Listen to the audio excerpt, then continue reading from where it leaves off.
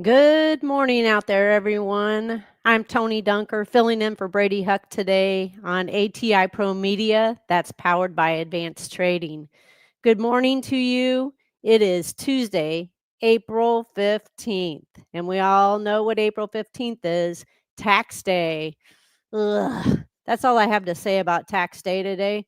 It comes and goes once a year, and that's one thing that is for certain, taxes. So hopefully you've got that all taken care of and wrapped up, and you're out rolling in the field this morning. So looking around our area over here, last week we had a lot of beans going in the ground.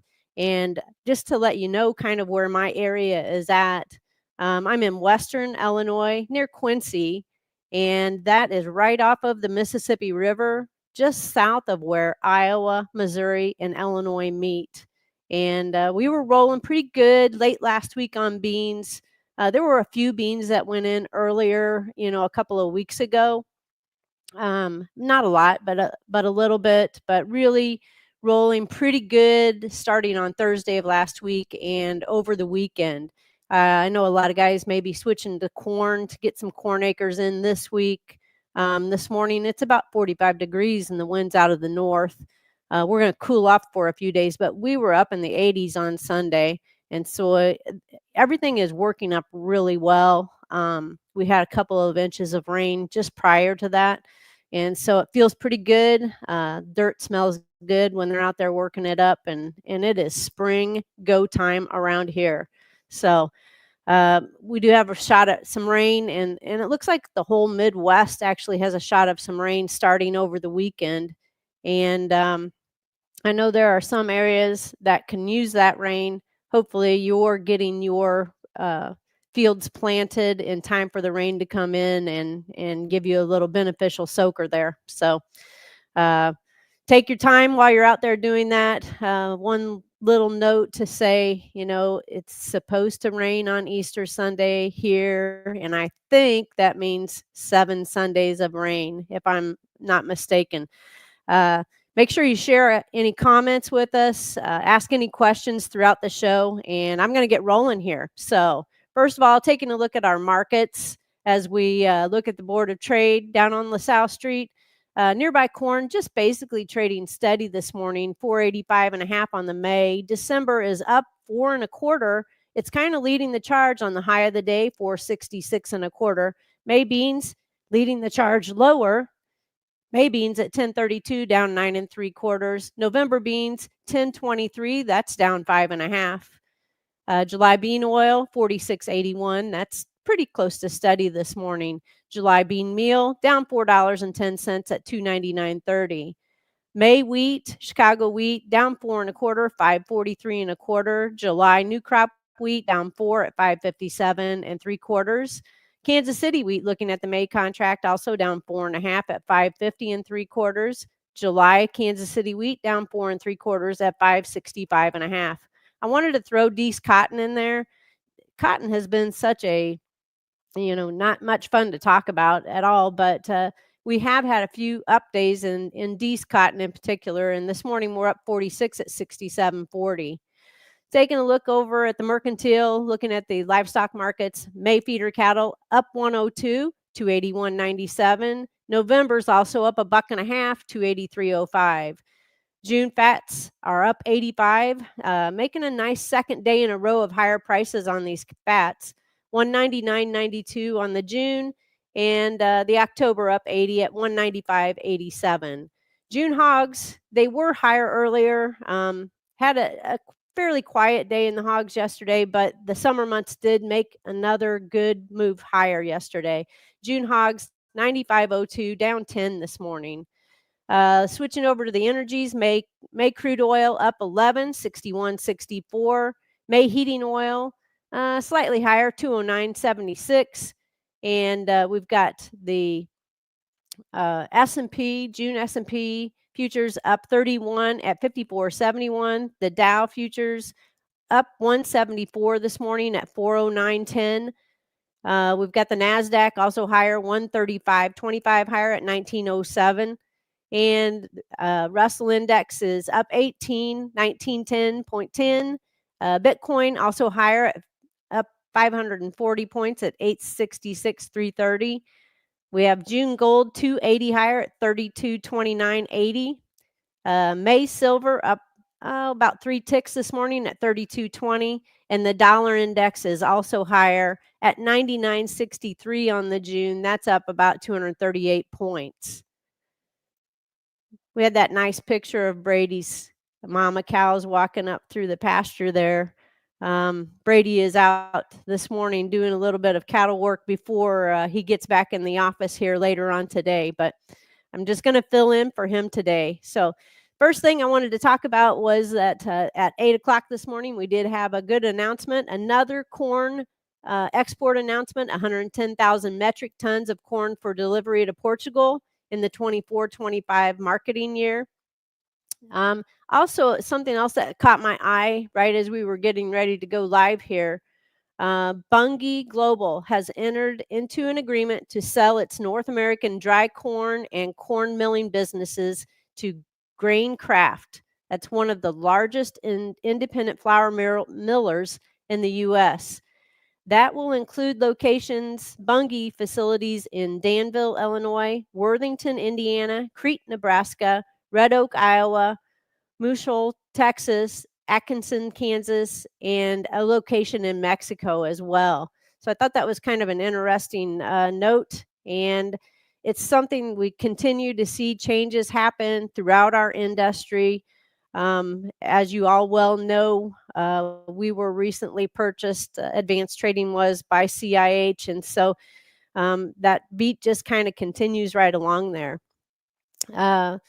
Wanted to skip over to export inspections released yesterday, and we had a good week last week on corn inspections. The USDA reported that 72 million bushels of corn were inspected for export during the week ending April 10th. That was up 13% compared to the previous week and up 34% versus last year. Soybean shipments were up 20 million bushels. That was down 33% from the prior week, but 22% higher compared to the same week last year. And wheat shipments surpassed expectations, 22 million bushels.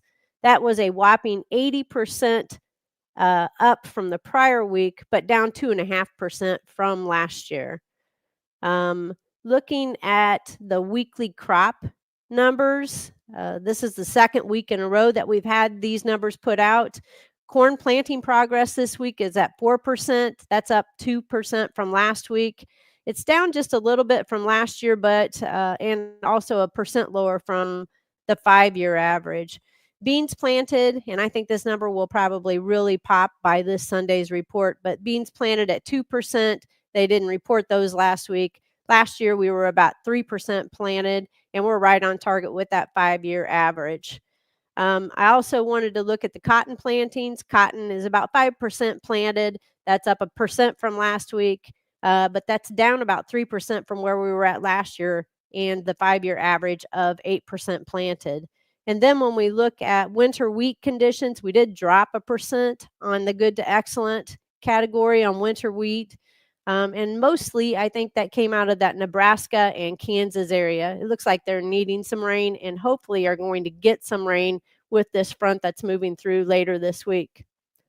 One other thing I wanted to share, and I caught this out of PJ Quade's notes this morning, but there's an article out talking about Brazil's growing domestic corn consumption, and that is being driven by an expansion in corn-based ethanol production and robust animal protein industry. That's both reshaping the local markets, and it's giving corn prices a big boost in the center part of Brazil right now. It's been kind of interesting to watch. I mean, we've all seen what that carryout number looks like. It's very small, and they're really needing this next crop in order to boost up that corn supply that they have in Brazil. But interesting to note, the rapid rise of ethanol processing plants, especially in the Center West region, has increased domestic corn use by 16 million bushels in 2015-16, up to 722 million bushels in 24-25. That that ethanol representing 15% of the country's total corn output. This shift towards domestic consumption has lifted Brazilian corn prices to their highest levels since the start of the Ukraine war, while reducing volume that's available for exports. That's good for us. And that's one of the things that's been helping support our corn price is the fact that Brazil is waiting on that second crop to get harvested to boost up their ability to export corn.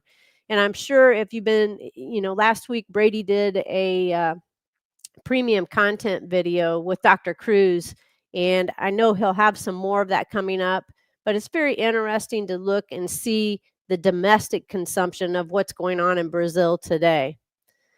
Now, I want to talk a little bit about if you are a subscriber, you do get our morning comments, and there's always a section in that morning comments that Dr. Schonkweiler puts together, and it's called What Caught My Eye. And this morning, I thought this was really interesting. The USDA's 1.852 billion bushel for the 24-25 export forecast is beginning to look a little low. China has approximately 10 to 11 million bushels of known unshipped sales remaining, and most are not expecting the balance of the year exports to exceed that. But we need to look at European Union demand. The EU demand remains impressive, and it's supported by unknown sales, which are at 66 million bushels, and they are double of last year. Taiwan, Japan, North Africa, and Mexico and other Western Hemisphere destinations, along with the unknown, have an unshipped sales total of 50 million bushel above last year. Maybe we're looking at more bean exports, but it's not going to be going to China necessarily. So that's something to kind of keep your eye on. Keep your eye on the radar as we put these export announcements out every morning, and a lot of those going to that unknown destination. A couple other notes that I wanted to make that came out of ATI research this week for the 24-25 U.S. corn ending stocks. They are lowering that ending stocks 15 million bushel down to 1.6 billion bushel due to a likely increase in that export forecast. And then also on beans, lowering that 24-25 U.S. ending stocks down by 30 million bushels to 390 due to a higher forecast for exports and crush. So just a couple of notes out of ATI research this morning, and that's all kind of friendly to our products and our prices. So I want to flip now over to the livestock a little bit. Choice box beef was $1.41 higher on Monday, and that's still lower than where it was at a week ago today. All of our livestock markets have made a little bit of an improvement the last few days, but certainly aren't as high as they were a couple of weeks ago at this point. The 5-area weekly weighted average steer price was down $3.44 last week. Those numbers come out on Monday afternoons, and that number was $3.44 lower from last week. I also wanted to throw in there that the pork carcass cutout value was $3.26 higher on Monday, and that's following being higher on Friday as well. And so that's very supportive to our lean hog price and lean hog indexes. On Thursday of this week, we have the cattle on feed report out, and that normally comes out on Friday afternoon at 2 o'clock. But I want to remind everyone that the markets are closed on Friday this week for the Good Friday holiday, and grains will reopen Sunday night. So that's something to keep in mind. The average estimates for that cattle on feed report, that'll come out on Thursday afternoon. We have on feed for April 1st at 98.3%, placed in March at 103.7% average, and marketed in March at 100.7% of last year. I will tell you that the placed in March, that range, see how wide that is, and it seems like every month when we get these reports, we get a wide range in there, and so that can create some volatility coming out of Thursday afternoon. Couple of notes there. We were actually busy last night doing some fat cattle LRP, and I think it's probably a really good time to be taking a look at those LRP values again after the day we had on Friday and then being up again here today, hopefully on the close. But I will remind you that with this recovery in cattle, it's probably a good time to be taking a look at not only your finished cattle, but take a look at the unborns as well. I mean, we can get clear out into that February and March of 2026. Brady, Kayla, and myself are happy to help you with your LRP needs. And if you have any questions, just reach out. I spent a little bit of time digging around and answering some questions for some of my cattle guys yesterday. And we did go ahead and get some placed yesterday. I will remind you that there will not be any LRP Thursday afternoon on cattle and then again on Friday. So you have Monday, Tuesday, and Wednesday to place LRP on cattle this week. And then you'll have to wait until the following week to get anything additional. Hogs, you should have LRP available to you Monday through Thursday of this week. So with that said, just a reminder, shortened trading week this week, no markets on Friday. The markets will close Thursday afternoon at their normal times. Money will move on Friday as the banks are open. And so if you're one of the lucky ones that has a margin call, you'll probably have to make that on Friday, just as a side note. A long weekend ahead of us, a lot of weather in front of us. A lot of things can be happening in this marketplace. I will tell you, I've seen some basis improvement here in our local area.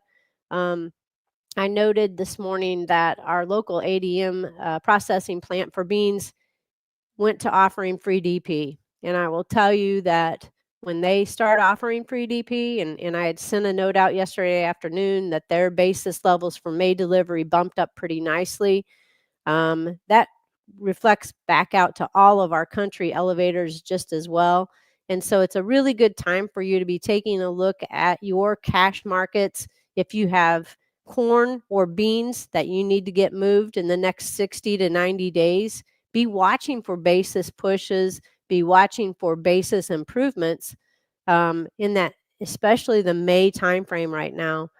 When we start seeing free DP offered, it's probably a really good time for you to be taking a look at making that cash sale. And then you can just come back in and buy some July calls over the top of that. Calls remain relatively inexpensive. The volatility is not real big right now. And so just buying an outright call that's maybe 10 or 20 cents away from where the market is at is really palatable to keep that ownership on paper. And I know you're either going to get finished planting or you're going to get rained out for a few days in May where you can make those deliveries. That's always that one pushback that I get from my customers when I talk about having some May bushels to move. I'm going to be busy, and I'm like, I understand that you're going to be busy, but it's a matter of basis giving us an opportunity to make that good cash sale, and then just come back in and re-own. One last point I want to make to you, these markets have given us a nice push back higher. And with Corn leading the way again today, back up to that 465 area, it's a good time for you to make sure that you're far enough along on that new crop marketing. I want to remind you that the USDA put out their first planting intentions number, but I will tell you in our area, most of the time we have all of our fall field work done and they can just drop the planters in and go. And I think that really did happen this last fall. Everybody was ready to roll, but I am seeing anhydrous being put on corn stalks. It might be just in my local area, but it feels like if the weather permits it, we're going to have more corn acres than probably what we were looking at that March 31st planting intentions number. So keep that in mind. Beans giving us this nice pushback higher the last few, 5 to 7 days or so. They did peel them back a little bit, but that puts November beans back up there to that 1025 area. You can be taking a look at making a sale to your elevator and then come back in and buy a call. If you're not ready to make sales yet because you're concerned about, growing the crop, then let's take a look at some put options and just get a floor in place under that. If you have any questions specifically about your situation, that's where we love to sit down and help, walk you through what your alternatives are. So make sure and reach out to us. You can send us an email, you can send a comment in, or you can just pick up the phone and give us a call while you're out there driving around planting those fields. We're happy to help you, and we can give you some individual marketing attention. So with all of that said, I want to make sure that I wish everyone a very safe planting this spring. Make sure you take your time. Don't be in a hurry, because nothing ever goes right when you are in a hurry. And with that said, I will wrap it up today, and Brady will be back in the chair tomorrow. Thanks for listening.